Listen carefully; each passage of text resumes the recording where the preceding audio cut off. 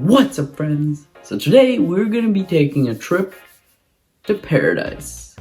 But paradise might not be as peaceful as you think it is. Today we're going to be checking out White Lotus. So White Lotus is a new original show that's currently available on HBO Max. There's a total of 1 season out right now with 6 episodes. And the plot essentially centers around a vacation. So White Lotus is set in Hawaii in a very beautiful and pristine resort where a group of visitors are on vacation together. This show essentially follows their interactions, their multiple storylines, and the stories of each of these families, and how everything meshes together. So starting off immediately on if it's engaging or not, this show will have you hooked. And here's why.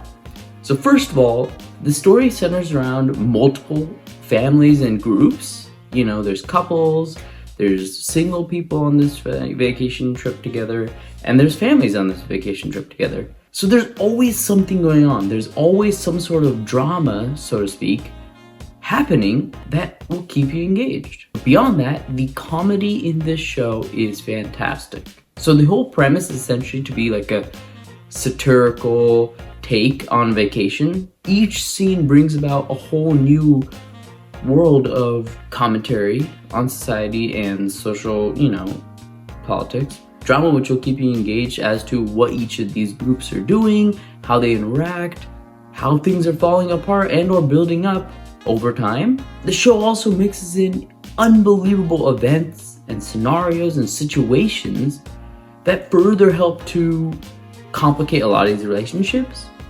strengthen some of these relationships, and force interactions between characters that are unbelievably entertaining to watch. This show is stunning in the way that each character is built to be its own entity, but also to have a deep and relatively interesting background that are diverse from everybody else. Characters are unique and fresh and realistic. Everybody is very realistic. And that's, I think, one of the strong points of the show is every character is interesting and draws you in their own way. You know, you're gonna like some characters over others, that's just natural. But every character will interest you in one way or another, and you'll want to know more about how they do, what happens to them, and so on and so forth as the show continues. In addition to that, the show is really well paced, so it never lingers on one single topic or one single situation for too long. So in that sense, it'll keep you entertained even if you have a short attention span or if you're somebody who, gets bored by TV shows normally. You get the sense that you're with these people in this resort and going through this experience with them. This show is highly engaging in terms of its characters, right? And as I mentioned before, they're really well done, really well fleshed out, very intricate characters, but also the way they deal with the situations they come into are stunning, right? There's a clear distinction between the visitors and the owners of this resort, the employees of the resort. And those interactions are very engaging to watch because normally, when you go on vacation, you never think about the perspective of the people working there or the perspective of the owner of the resort or the perspective of the locals and natives and so on and so forth. And now, not to say that this show fully explores those themes, but it does such a good job of playing with the idea of what does this perspective look like from an insider's perspective? What does it look like from a visitor's perspective? What does it look like from an employee's perspective? And how each interaction can influence each other in positive or negative ways. Another thing that really helps to make the show even better is that every personality in this show is grounded in reality. And what I mean by that is no characters are really fully unbelievable. There are characters who are very extra, there are characters that will put you off. There are characters that, you're gonna immediately hate. But everybody's realistic in that if you went on vacation with this group, you would not be surprised if they were real people. And that further helps draw you into the show and make you feel like you're a part of the vacation because you feel like you're with real people. You feel like you're watching real people. In terms of what's unique about the show, first off, I have to start off with saying the setting is stunning. You have Hawaii, you have a pristine resort, and even that concept is played on. There's the idea that you're in such a beautiful environment, and yet the expectations different characters put on each other, the way they interact with each other, even though it's such a nice place, really makes you mind spin, and it's fantastic. It's so engaging. Beyond that, there is the theme music. So I'm gonna play a snippet of it right now. Every time it comes on, it hooked me. It came in at the exact right moments to where situations were ramping up. Every time I came on the beginning of the show, I never skipped it. Something about it was just so alluring, and the music is fantastic. Aside from the music in this show, the humor, as I mentioned before, is on point. You know, it is satire, but there's also very dark humor meshed in so well. It's not gory, it's not graphic, but still the show manages to find a way to bend your mind and show characters in completely mind-boggling situations that are still grounded in reality and still are, you know, realistic. I guarantee you at least one time in this show you will have your eyes glued to the screen, and I guarantee you you'll be stunned at least once during this entire show. Don't expect insanity. There are shows out there that have insanity, and I'll be putting up a review for another show soon called Brand New Cherry Flavor. That show is insanity. Don't expect that level of insanity in here. This is, again, like I mentioned before many times, it's grounded in reality. But expect drama, expect to be fully engaged and immersed in the lives of these people. I guarantee you, you're gonna be looking forward to season 2. Also, another shout out, one of my favorite actresses of all time, Alexandra Daddario, is in this show. She kills it, as does every single member of the cast. You know, I had my doubts as soon as the show began, but by the end, it's so obvious how beautifully cast the show is. Every character perfectly embodies the personality they're supposed to be playing. You know, big props to the cast and crew. Everybody killed it on this one. For White Lotus, I gave this show a 4 out of 4, as in totally worth checking out, totally worth watching.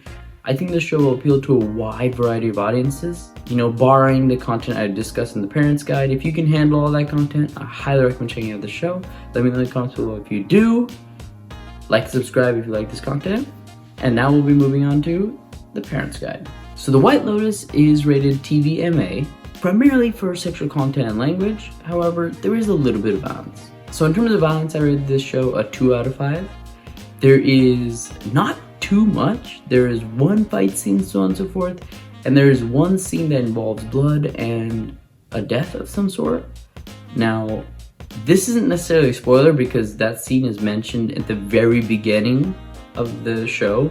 And I think that helps to draw you even further. The first thing you see and the first thing they discuss is the idea that somebody died on this trip. I didn't mention this in the review because some might consider it a spoiler, but it really isn't because it's literally the first thing you learn about. But who dies is the mystery. And you won't find that out until the very end.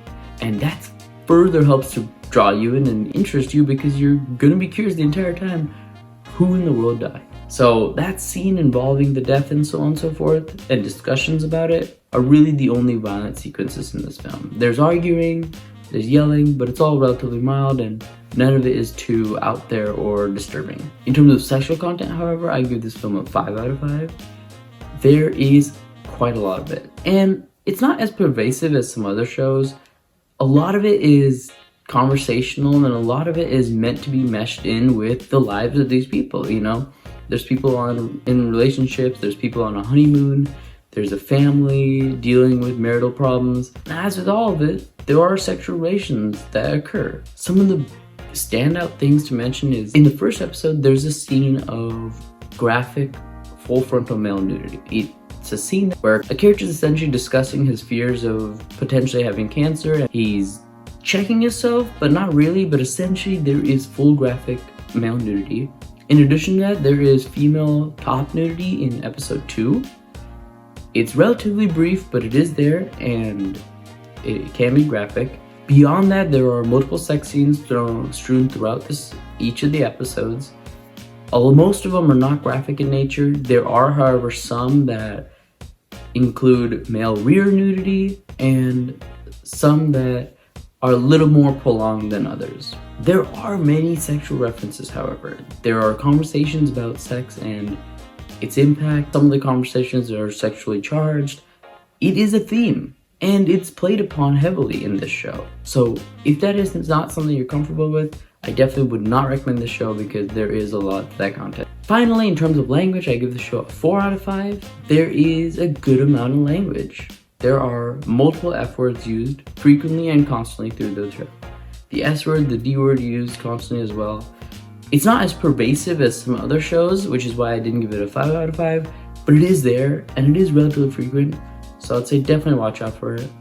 All in all, this is definitely not a show for younger individuals. One, because of the themes mentioned in the show.